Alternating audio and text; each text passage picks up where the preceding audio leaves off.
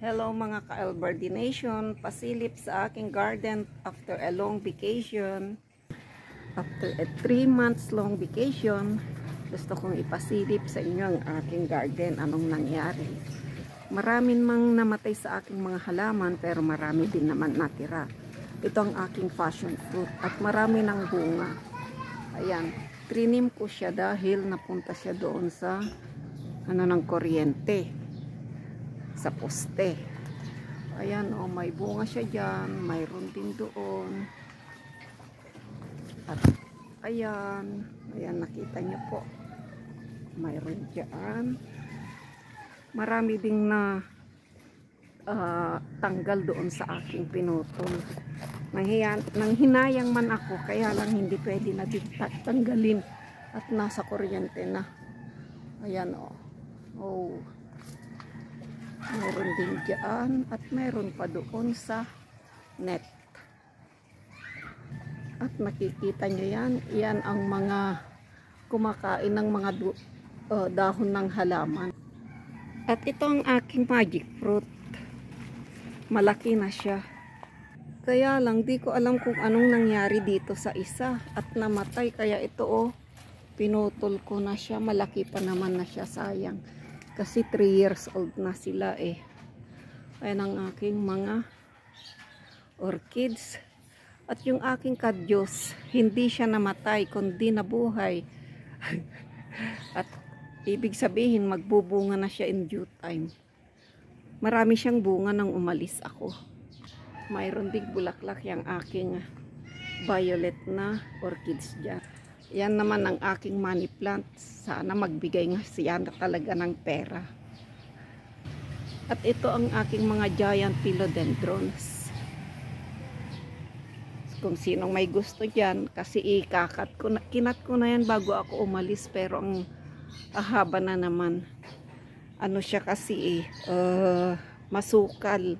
Nakakatakot dahil may ahas. At yan naman ang aking Sansevieria na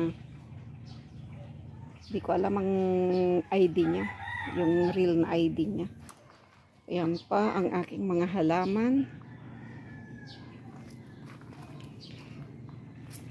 Marami ding namatay dahil nga tag-init nung umalis ako. Sabi ng mga anak ko okay lang daw yun. At kung may ugat pa o puno pa siya, pwede ko pa siya daw buhayin.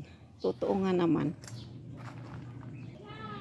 Kaya gusto ko lang pong ipasilip. Ito dahil 'di ba nag-ulan dahil kay Karina, ayan nagtumbaan.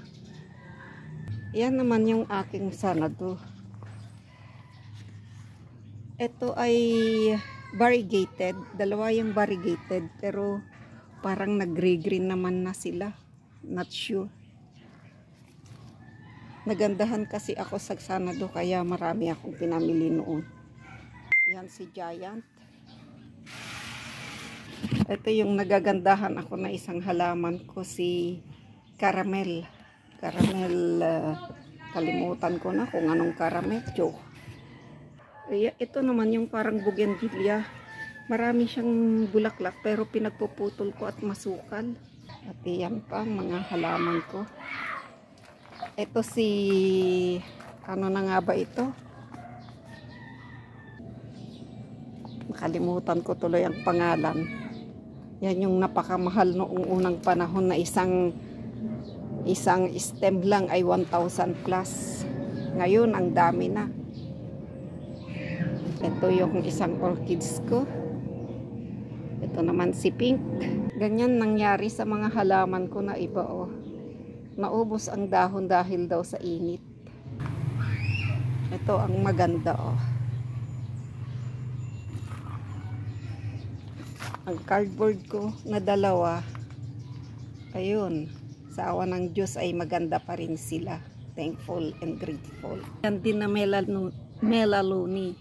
Naiiba na variety yan dahil 'di ba yung melaluni hindi nagkakaroon ng suhi. Ito ay nagkakaroon ng suhi. Galing din yan sa Davao. Yan naman yung yellow na bulaklak ng aking orchids. At syempre dahil Ilocana tayo, hindi nawawala si ampalaya. Yan ay yung wild na ampalaya, kaya pwede lang nakunin ang kanyang dahon. Haan nga agbarusbos nga kunami sa Ilocano. Ito yung aking dalawang puno ng mulberry na malalaki. Namatay din yung mother niya.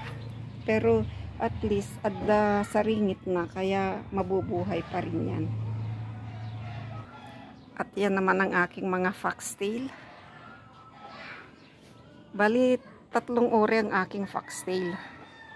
At yan yung pangalawa na uri. Di ko lang alam ang mga ID. At yan yung isa pang variety. Cute siya. Thanks again for watching. Please do like, comments, and share na rin pag nagustuhan nyo ang aking vlog. Salamat. God bless.